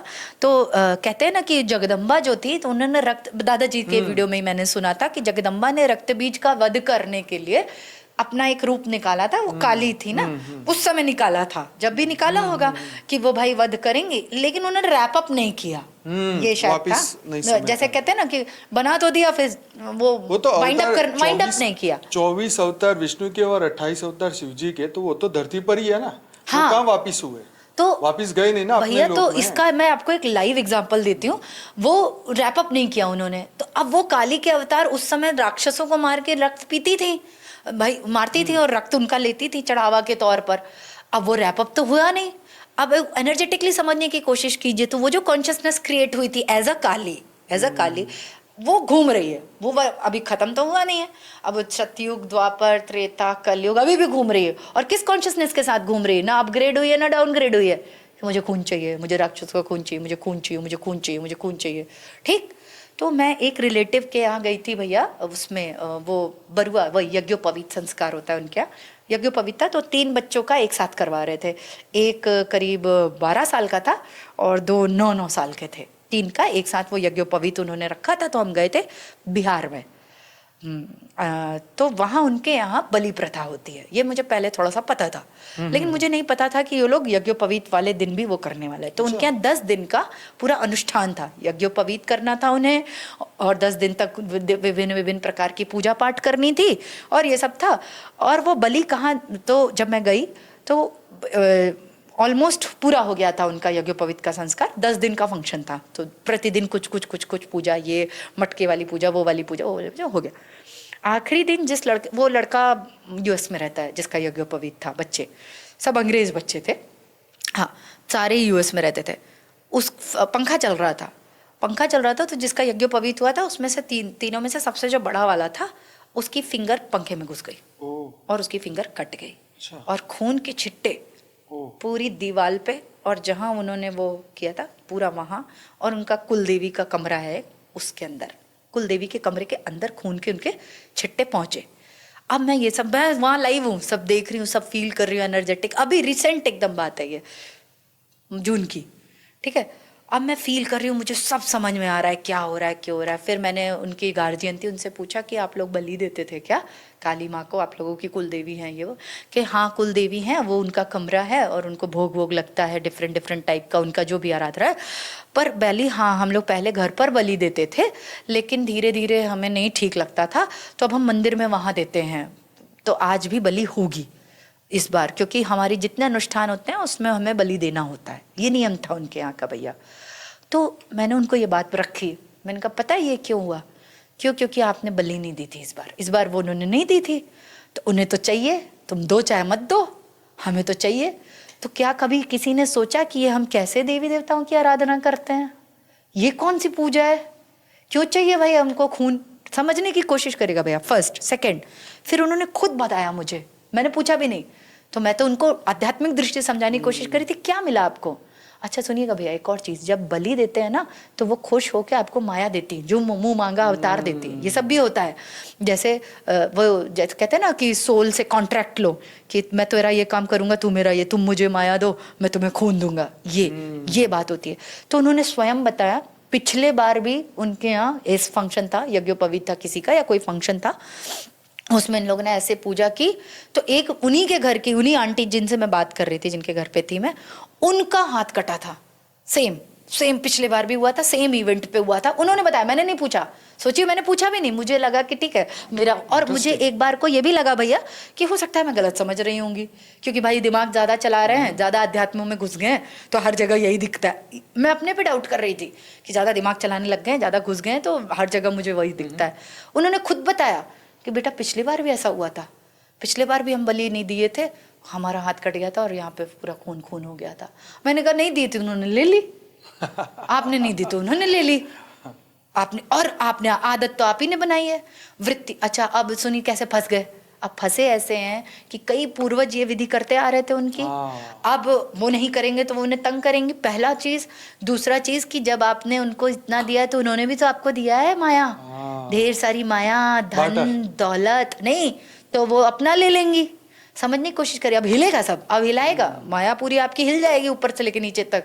जैसे देखिए परीक्षा भी भैया बहुत होती है, मैंने फील किया कि जब आप वो सब छोड़ के आत्मज्ञान की तरफ निकलेंगे ना तो बहुत टेस्टिंग होगी। क्यों? क्योंकि जब वहां घुसे तो आपको बहुत लॉलीपॉप मिले थे, और वो लॉलीपॉप देकर ही तो पकड़े रहते हैं, ठीक है? तो लॉलीपॉप छोड़ने के लिए तैयार है क्या? सभी लॉलीपॉप छोड़ने के लिए तैयार है? जिस दिन आप लॉलीपॉप छोड़ देंगे, देखिए आत्मा के पथ पे चल देंगे, मैं बता रही हूँ गारंटी से। वो पकड़े ही लॉलीपॉप के माध्यम से, आपकी इच्छा कामना वासना है, इसीलिए आप उनको नहीं छोड़ रहे और वो आपको नहीं छोड़ रहे। उनकी पूर्ति होती है क्योंकि आप उनका ईगो सेटिस्फाई करते हैं भक्ति करके, आपकी पूर्ति होती है क्योंकि वो आपको यहाँ 3D का 2-4 कुछ नश्वर चीज पकड़ा देते हैं। पर ज्ञान लो, ज्ञान नश्वर लेके क्या करोगे? 2-3 साल और चलना है, क्या करेंगे? क्या करोगे? यहाँ 3D का कोई स्टफ किसी काम का है? कोई एक चीज बताओ जो इस 5 तत्वों की काम की हो। ये देह तक तो मुझे यूजलेस लगने लगा है। हाँ, इतना टेक केयर मांगता है कि क्या बताएं भैया। तो बहुत ज्यादा बात हो गई है, चर्चा बहुत है भैया, बातें करने के लिए अनुभव भी बहुत ढेर सारे हैं। नहीं, बहुत अच्छी बातें हैं, और ये जागृति वाली बातें हैं। आत्मा जागेगी तभी तो लोगों को बताएगी, जगाएगी। देखिए यहाँ पर क्या है कि सब अलग अलग चेतना वाली आत्मा है ना। कोई किसी के धरती पे ज़्यादा जन्म हुए, कहीं मतलब करोड़ों जन्म हुए, तो वो आत्माओं का क्या है कि पावर लॉस बहुत हो गई है। अब क्या है कि उनको कुछ अगर ये भक्ति भी नहीं करेंगे तो वो तो एकदम नास्तिक बन जाएंगे। इसीलिए वो साधु संतों ने उनको जो मंत्र पकड़ा है करो और वो भी। कि भाई तुम ये करो, कम से अगर कम तुम ये नहीं राक्षस करोगे मत तो तुम बनो। जरूर से ही पूरा ही नास्तिक गिर बनोगे या तुम्हारी अधोगति हो जाएगी। तो एटलीस्ट सब अपने अपने लेवल पे काम कर रहे हैं। और यहाँ किसी को बंधन किसने डाला है कि तुम ज्ञान लो, आत्मस्वरूप बनो। भगवान गीता में आराम से कह ही रहे कि देह और देह के सर्व संबंध भूल, मुझे आत्मस्वरूप बनकर तू मुझे याद कर, तो मैं तेरे सब पापों का नाश करूंगा। भैया मैं नॉर्मल नहीं, जैसे बीके वाले तो ज्ञानी है ना, हाँ, इतनी बड़ी बड़ी बातें करते हैं, उन्हें नहीं पता कि क्या सही है क्या गलत है। वो तो देखो, और भी संस्था जहाँ मैं गिरी वेद पढ़ रहे हैं, मान लीजिए आम जनता को नहीं पता, जो वेद पढ़ा है, जिसने ब्रह्मसूत्र पढ़ा है, रटा है जिसने। बहन जी मैं क्या कह रहा हूँ कि जो नॉर्मल साधु संत भी है ना, अभी रिसेंटली मेरा किसी के घर जाना हुआ, वहाँ पे रामचरितमानस का पाठ हो रहा था। मैं पहली बार इस तरीके की चीज़ में गया क्योंकि गुजरात में ऐसा मैंने कम देखा है। तो वहाँ पे कोई एक संत से मेरी मुलाकात हो गई जो बहुत ही ज्ञानी थे और तिलक था, सब पहने हुए थे। तो फिर उन्होंने कहा कि मेरे दोस्त ने बोला कि इनके फादर भी स्पिरिचुअल है, तो उनकी भी एक संस्था है। तो मैंने बोला हमारी विश्व परिवर्तक ईश्वरीय विद्यालय करके हमारी संस्था है। कहता वो बीके वाली, ब्रह्मा कुमारी वाली। मैंने कहा नहीं हमारा तो सनातन का ज्ञान। तो मैंने उनको ऐसे ही बोल दिया कि वो तो 5000 वर्ष का वर्ल्ड बोलते हैं और वो तो सनातन के ज्ञान को आगे नहीं प्रमोट करते। तो फिर उनका क्या रिएक्शन था वो देखने वाला है। उन्होंने मुझे कहा कि नहीं वो भी हमारे सनातनी है, वो भी एक छोटा सा पंथ लेके बैठे हैं, पर है वो हमारे ही। तो वो गुजरात की एक दीदी है जॉन इंचार्ज, पर वो तो बोलते हैं झूठ है। सुनो तो वो कह रही थी कि जॉन इंचार्ज जो है उन्होंने मुझे स्पीच देने के लिए बुलाया था, और जब मेरा टाइम आया तो उससे पहले किसी ने टाइम ले लिया और मेरा टाइम बोल नहीं पाया मैं। तो फिर वो दीदी ने सबको डांटा कि भाई इनको बुलाया था तो क्यों बुलाया था, हमने इनको बोलने के लिए बुलाया था। तो उनकी फेवर में बात की। मैं ये कह रहा हूँ कि साधु संत को जो सत्य ज्ञान को जानते हैं उनको ऐसी संस्था में जाना नहीं चाहिए। उनको कि प्रमोशन नहीं करना चाहिए। मैंने जब उनको फिर मेरे इतनी बात से मेरे को समझ आई, उसके बाद उन्होंने 10 मिनट और लेक्चर दिया, मैं कुछ बोला ही नहीं। मैं इसलिए चुप रहा कि इनके सामने बोलने का कोई फायदा नहीं सर। और उन क्यों प्रमोट कर रहे हैं वो? यही बात बता रहा हूँ कि जैसे कोई एक चीज को पकड़ के बैठे है ना, कि मान लो एग्जाम्पल के तौर पे कि हमने बीके को पकड़ लिया तो हम तो बस अब किसी का सुनेंगे नहीं। अब तीसरा किसी एक संस्था गायत्री मंत्र पकड़ लिया तो हम किसी का सुनेंगे नहीं। हमने इसको पकड़ लिया तो हम किसी का सुनेंगे नहीं। तो यहाँ पर क्या होता है कि एक यहाँ पर ही कैटेगरी नक्की हो जाती है। अब चाहे तुम तिलक लगाए हो, चाहे पीले कपड़े पहने हो, अब वो हमारे इस रूप को देखेंगे, ये तो व्हाइट कपड़े वाले हैं, ना तो इनका तिलक है ना तो इनका गुरु है, तो इनके पास क्या ज्ञान होगा? हाँ, बिल्कुल तो बिल्कुल भैया, जज करते हैं लोग 100%।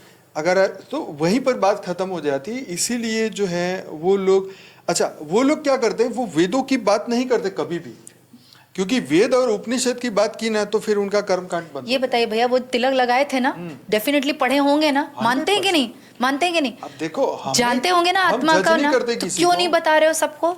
क्योंकि तो दुकानें बंद हो जाएंगी। जिस दिन बता दिया कि तुम आत्मा हो बेटा, जाओ अपना कल्याण करो, उस दिन दुकान बंद हो जाएगी। मेरे दोस्त ने बोला कि वो आए तो उनको कवर तो देना पड़ेगा, तो 5000 का कवर दिया उनको। तो इस तरीके से जहां पर भी जाते तो उनको कवर मिलता है। और अब सब निराकार की ब्रह्म की उपासना करने बैठेंगे तो कहाँ ये सब चलेगा? खर्चा कैसे चलेगा? मंदिर कैसे चलेगा? आश्रम कैसे चलेगा? तो इसीलिए ये भी अच्छा काम कर रहे हैं, लेकिन बंधन तो है ही भैया। पर क्यों चलाना है माया? क्यों चलानी? माँ कहती है ना समय समाप्ति तो हम करेंगे ना भैया। वो तो सही कौन है। डिसाइड करेगा कि अब खत्म कर दो? बहुत हो गया। यही बात समझा रहा हूँ कि ये मृत्यु लोक में कहीं ना कहीं हम एक संकल्प से जुड़े रहते हैं और वी ऑल आर कनेक्टेड। हाँ, कि भाई हमारा सनातन है, सनातन है, सनातन है। लेकिन जो देखो निराकार रूप की भी पूजा होती है हमारे में, आकारी की भी हो रही है, देवी देवता की और साकारी में गुरुओं की भी हो रही है, और उनके अवतार जो फिजिकल रूप में आए हैं उनकी भी हो रही है। विष्णु के 24 अवतार की होती है, शिव के 28 अवतार की होती है, और जितने साधु संत महात्मा वो सब ब्रह्म स्वरूप है, तो सबकी हो रही है। तो हमें कोई प्रॉब्लम नहीं है। मैं कह रहा हूँ कि दुनिया को फटाफट मृत्यु लोक से अमर लोक। Yes, now you are talking. किसी चीज से कोई प्रॉब्लम, पर अब दी एंड है, पिक्चर अब खत्म हो रही है, तो आप सब लोग एक जगह आके अब प्रकृति का जो समय शुरू हो रहा है उसके लिए जागृति की जरूरत है। अब भले आपकी चेतना ये अलाउड करती है कि नहीं मुझे तो यही करना है, तो यू आर मोस्ट वेलकम। आपको जो मन में करो, वैसे भी गीता में कहा मन मना भाव, तेरे मन में जो आए कर। परंतु अगर आप जागृत आत्मा है तो आप अपनी आत्मा के अस्तित्व के बारे में जानें। खुद से नहीं बदलेंगे भैया, प्रकृति बदलेगी। समय ऐसा तो आ रहा है, हाँ। समय महाकाल प्रलय का समय ही ऐसा है। अगर आप खुद से जग के नहीं आत्मस्वरूप धारण करोगे तो वो तो बाय डिफॉल्ट करना पड़ेगा आपको। तो मेरा दोस्त फिर उसमें ये कहने लगा कि ये तो उनके सामने कुछ बोला ही नहीं। मैंने कहा देखो, महापुरुषों के सामने हम कुछ नहीं नहीं, उनका एक अलग ईगो हर्ट हो जाएगा। हाँ, उनका हो। और देखो, वो पहले ही तुम्हें यही पूछे, अच्छा तुम कौन से संप्रदाय से हो, कौन से गुरु के चेले हो, तुम्हें गुरु क्यों नहीं है, तिलक क्यों नहीं है, पीले कपड़े क्यों नहीं है, ये नहीं है। तो मैं इस चक्कर में पढ़ना ही नहीं चाहता हूँ। बिल्कुल सही भैया, बहसबाजी होगी और अंडरस्टैंडिंग कुछ होगी नहीं। वो भी हमारे ही भाई है, ठीक है, वो हमारे सनातनी, वो बड़े हैं, उम्र में भी बड़े हैं, तिलक भी लगाए, तो वैसे वो अपने आप को बड़े समझे, तो मुझे क्या प्रॉब्लम है, मैं तो उनको नमस्कार करता हूँ। मेरे को ये भी आपकी बात सही, ज्ञान उसी को दो जो समझे, जिसको चाहिए उसको दो ना भाई। और भैया वो तो मैं तो ये समझती हूँ मुलाकात हो गई, जिसको चाहिए वो ग्रहण भी कर लेगा, परमात्मा उसको खींच लेंगे। दादाजी पूरे यूट्यूब पे बेहद का ज्ञान है। बिल्कुल। जब मैंने उनको यहाँ तक भी नहीं बताया कि हमारे यूट्यूब चैनल है, हमारे 75 लाख सब्सक्राइबर, ये भी नहीं बोला। नहीं, अच्छा, वो हाँ, अपने ही मद में होंगे, तो वो अपनी मस्ती में। जब उनको नहीं सुने तो मैं कोई जबरदस्ती, मेरे को तो कोई फॉलोअर नहीं बढ़ाने ना। नहीं। मेरा तो काम है जो मैं कर रहा हूँ। वो तो मेरा वो दोस्त के वहाँ हो रहा था तो मैं गया, तो मैंने उसको समझा, देखो भाई, हमारा काम अलग है, उनका काम अलग है। उनका काम एक बहुत छोटे लेवल की आत्माओं को पकड़ना है, उनको सुधारने का काम। हमारा काम है जो बहुत ऊंचे लेवल की आत्माओं को पकड़ना, उनका हमारा काम। तो हमारा जो है ये टारगेट नहीं है कि हम जज भी नहीं करते हैं, और ना हम इनको टारगेट करें कि ना भी हम मिले हैं तो हम उनको बुरा सुना ही दें और हम वाद विवाद में पड़े। वो कह रहे हम बड़े, तो मैं कहा जी तुम बड़े। हमारा प्रॉब्लम यही है मृत्यु लोक में कि हम फंसे हैं, दुनिया भी फंसी है, हम भी निकलना चाहते हैं और तुम भी निकलो। अगर तुम इसमें कोई मदद कर सको तो ठीक है, नहीं तो जो तुम्हें अच्छा लगे। ये बात बहुत अच्छी है भैया कि अब मदद करने का समय है, अब अहंकार त्याग कर एक प्लेटफॉर्म पे आके परम शांति करने का समय है। सत्य बोलना है। सत्य यही है कि तुम निराकारी से आकारी और आकारी से साकारी। इस समय के साथ इतने पराट निकल चुके हैं, इतने युग बीत चुके, इतने चतुर्युग चले गए, और फिर भी हम मनुष्य है, तो हमें ये सोचना चाहिए कि मैं ब्रह्म क्यों नहीं हूँ। राइट।